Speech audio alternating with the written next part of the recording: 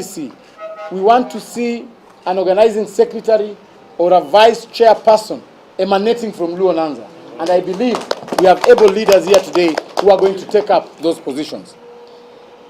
As a ship, we must steer ahead. No turbulence is great to a people with focused determination, clear destination, and a steady captain. We have purpose to stick together under the UDA ship, and in the hands of our Captain President William Samoei Ruto, we shall forge this party to greater heights that you've not witnessed in the recent past. We will continue welcoming more leaders from all corners of our country. UDA as a home has enough rooms for everyone. We take this opportunity to congratulate the leadership joining UDA and patriotism they have shown. We in turn welcome them to join us in the journey of uniting Kenya, building Kenya and delivering the plan as promised to the Kenyan people by our president. We want also to emphasize and congratulate these members for choosing light as opposed to choosing darkness. Most of them now would have been in the streets doing maandamano, but they have chosen to engage in an engagement that is going to bring development to their region. So I want to take this opportunity, first of all, to congratulate all the leaders who have decided to walk this talk. And behind these leaders are thousands and thousands of Luos who are willing to join our president, deliver his mandate as the President of the Republic of Kenya. So I'll be inviting them to say a word. I will start with Governor Kidero, then Governor ya Ranguma. Tusikie wanasema nini? Yeah? Switch the seats. Yes. It's easier.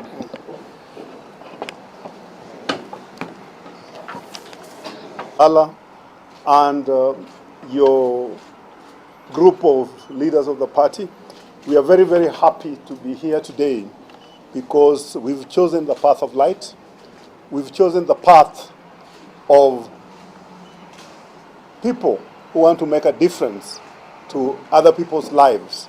We've chosen a path that is missionaryship in nature rather than mercenaryship in nature. We had a good meeting with the president and the deputy president yesterday, and we were very happy and greatly assured that despite Luo Nyanza not voting the president and the deputy president, actually, instead of giving him a poyo, we gave him oyeyo, which is a small rat. But despite that, the first place that the president visited was Nyanza, and he followed it with another visit within 3 months. And in those 3 months, he has assured the Nyanza people that we must be part of the Kenya. Kenya must be a single nation, Kenya must be a one nation, and every Kenyan deserves to enjoy the services that the government gives. In those visits, we've seen the president give commitment to various roads in Siaya, various roads in Kisumu, various roads in Homabay, and various roads in Migori. And the one which we want to note most is the Great Ring Road that starts from Bumala along the lake through Kisumu into Homabay and to Migori to our border with Tanzania. Lake Victoria is the one biggest resource, and one of the greatest investments that the government is going to make is the production of fingerlings in the Kabonyo fish project. And Senator is here, I believe, will mention about it. The government of President Ruto is giving 2 billion shillings. Nothing has happened on this project for the last 30 years that it has been in place.